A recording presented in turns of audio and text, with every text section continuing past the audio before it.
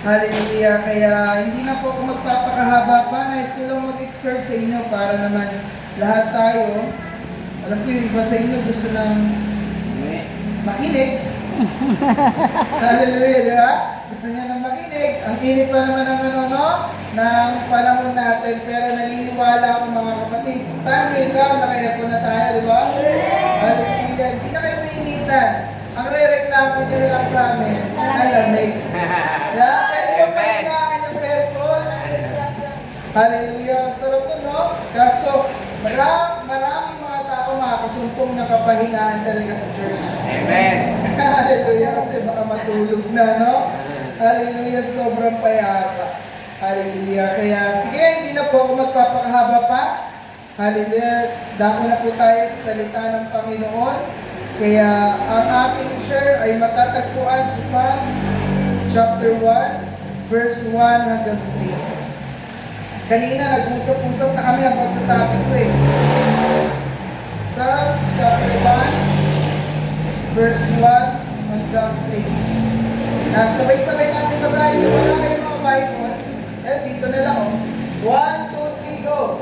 Mapalad ang tao na hindi lumalakad sa payo ng masama, ni tumatayo man sa daan ng mga makasalanan, ni nauupo man sa upuan ng mga manliliba. Verse 2, sabi doon, kundi ang kanyang kasiyahan ay nasa kautusan ng Panginoon, at sa kautusan niya, nagulay-gulay siya araw at gabi. Verse 3,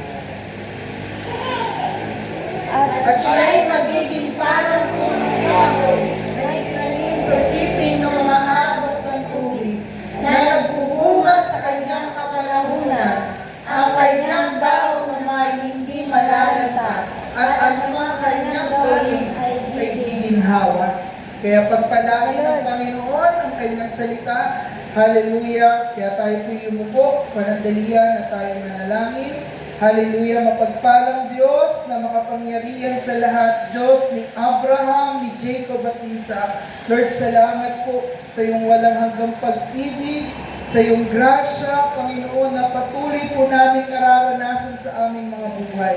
Salamat po, muli mong idinako ang aming mga paa sa iyong tahanan para makapakinig, maranasan ka, O Diyos, at higit sa lahat, Lord, hallelujah, makarinig kami, hallelujah, ng iyong mga salita. Kaya ay ang panalangin ko po, patuloy mong ihanda ang aming puso, ang aming isipan, ano man yung mga gumugulo, hallelujah, sa aming kaisipan, Lord God, para hindi namin maunawaan ang mensahe mo, patuloy namin itong nire-review, in the name of Jesus, malaya ka po, Diyos, hallelujah, na siyang makilos, magpaunawa, hallelujah, sa bawat isang narito. At dalangin ko rin, Panginoon, na hallelujah, ano man ang mangyari, Panginoon, ikaw lamang pong may tahan.